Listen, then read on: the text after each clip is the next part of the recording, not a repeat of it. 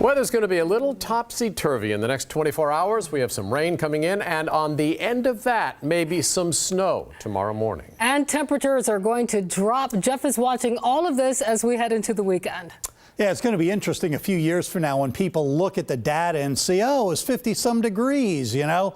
And snow, how does that happen? Well, 50-something is going to be in an hour or so at midnight. You can see we still don't have anything on radar to track locally, but out across the western parts of the region we do, and it is indeed snow. So rain out ahead, snow behind, and that's what we're looking at. 55 right now. It'll be about 52 degrees at midnight. That will go down as our high temperature for the date for Friday.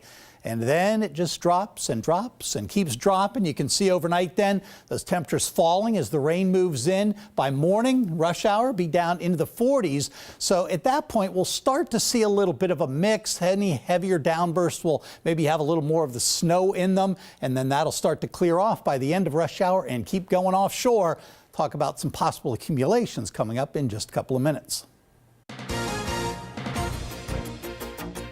Yo, chill, chill.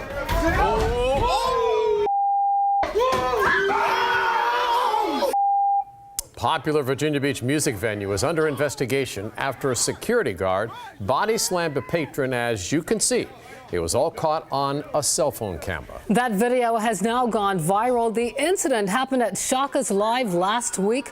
Robert Boyd has the story. Tonight I spoke with management of Shakas Live off camera, and they acknowledged that the video you're about to see does not look good, but they also said that the club was justified in their actions. This is cell phone video taken inside the lobby of Shakas Live. You see two men in baseball caps shouting, walking toward the club's security guard, who is not yet in the picture. As the men walk away, you see the security guard in the white shirt and tie run after them, grabbing one of the men, pushing his head into a piece of furniture, and then slamming the man to the ground, leaving him unconscious. Oh my God! We showed this video to locals at the oceanfront. Oh my gosh. Christy Guth says it's the kind of violence that keeps her away from crowded bars. Are you surprised that happened inside that club? Not really. Why aren't you surprised?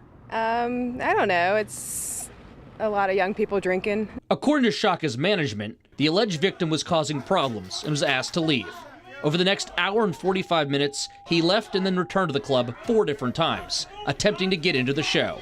Then at one point, he claimed to have a weapon, and that's when the security guard got physical. Tell you what, if somebody came at me with a weapon, I think I would probably do what was necessary to protect myself and or my family.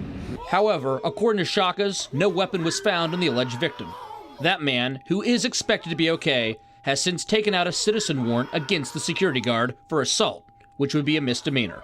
The Commonwealth's Attorney's Office is also investigating the case to see if felony charges are warranted. Meanwhile, the incident has been watched online by more than 8 million people, including Dakota Harmon, who saw it earlier in the day, not realizing it happened minutes from his home. What do you think now that you find out it happened right in your own hometown? I don't know. I mean, I think that's just like the power of social media, that I see it on the internet before I realize that it's local. None of the people involved in this incident, specifically the customer or the security guard, are being identified at this time. In Virginia Beach, Robert Boyd, 13 News Now. In Hampton, a burglary suspect is in the hospital after being shot by police. It happened in the Michael Woods neighborhood off of Big Bethel Road and the Hampton Roads Center Parkway. Police say a man tried to break into a home on Jacqueline Circle this morning. When officers arrived, they saw the man outside. Police say he ran toward them with a knife, and that's when officers shot him several times. The man has life-threatening injuries. The officers involved are on paid administrative leave pending the investigations. We are learning more about a father found dead inside a Norfolk home. Police identified him as 46-year-old Clifford Duty III. We first told you about this last night. First responders found his body inside a home on West Little Creek Road, right off Hampton Boulevard.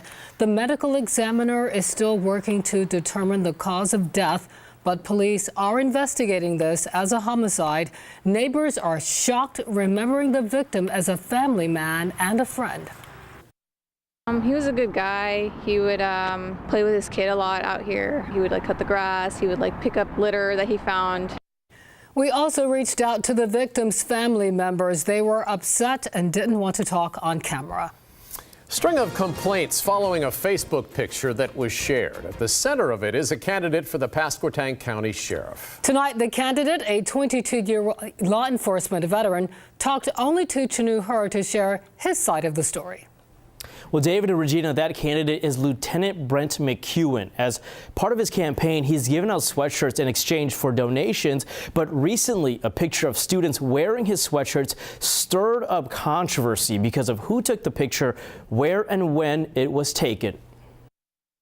It all started innocently enough. A man running for sheriff in Pasco County giving campaign sweatshirts to supporters. I got a message from her the other day. They won't know if her girls on the cheerleading squad could get them. The person who messaged candidate Brent McEwen was the cheerleading coach at River Road Middle School. Team members donated money to his campaign and he gave sweatshirts to the coach. But things get complicated after that. The coach took a picture of the cheerleaders wearing the sweatshirts in the school gym during practice. It was shared on McEwen's campaign Facebook page. That time I was flattered by the support, and I took that picture and reposted on my personal Facebook page. This drew complaints from different people online because it violated a school policy. According to the Elizabeth City Pasquotank Public Schools policy, political activities by employees must not take place during school time. McEwen claims he had no prior knowledge this was going to happen, nor did he ask for any type of endorsement. He was told about the violation the next day. I immediately removed it from my Facebook page, as well as my personal one, as well as my campaign page, and then started making some calls and to make sure that anything else I need to do on that end of it as well. A school official said in a statement that an investigation showed no evidence the students were coerced to get the sweatshirts or take the pictures. He's a longtime supporter of school events, and his son is a student at River Road. I'm trying to run a clean, honest, and transparent campaign. A mother of one of the cheerleaders agreed. She posted a response to the candidate's Facebook apology saying the cheer team was excited to support a fellow classmate's dad and someone they see regularly donating his time to the school. It was truly done in innocence by the cheerleaders, and I was proud of them for it. I apologize to the school system as well as the cheerleaders. All right, so ultimately the school's investigation showed no wrongdoing on McEwen's part. When I talked to him earlier, he says the current sheriff's investigation showed that no laws were broken. This candidate says he returned the donations to the cheerleaders, which was a total of $51. The district says the cheer coach has since resigned from her position. Chanu Her, 13 News Now. The Norfolk Sheriff's Office is lowering the age to join the department to try and beef up the ranks. At a career fair today, the Sheriff's Office rolled out its new lower hiring age. 18-year-olds can now apply. Before, you had to be 21. Some people told us they are doubtful an 18-year-old can handle the responsibility, but the Sheriff's Office says they're just trying to get more applicants through the door. Because most 18-year-olds, I don't think that they have the maturity level. We're not just going to say, hey, you're 18, come on down, we're going to give you a job. We're going to make sure that we thoroughly go through the process as we would with any applicant. The office says they're having trouble with recruiting, a common problem for law enforcement jobs across the country right now. Another obstacle is that Norfolk is one of the lowest paid sheriff's offices in the area. The new sheriff says he is working to increase deputy pay. There was a pretty significant SWAT situation in Virginia Beach tonight. Here's a look at the scene outside the Econo Lodge on Northampton Boulevard. It appears that officers took someone into custody around 7 this evening. A worker at the Waffle House next door tells us there were officers on the scene all day. We contacted Virginia Beach Police, but we have not received any details about the situation. The FBI caused a stir in a Suffolk neighborhood today. Agents spent the day at a home in Magnolia Lakes Mobile Home Park. The FBI would only tell us that they were there for court-authorized law enforcement. Neighbors say it is a peaceful area and they were surprised by the federal activity. I know most people associate mobile home communities with, a certain element, but we're not that. We did knock on the door of the home that was searched. The people inside did not want to comment. Tonight, state police are looking for a 17-year-old girl missing from Luray, Virginia. This is Kayla Austin. Police did not issue an Amber Alert, but believe she is in danger. Kayla may be with friends and she is in need of medical attention. An endangered missing child media alert was issued tonight.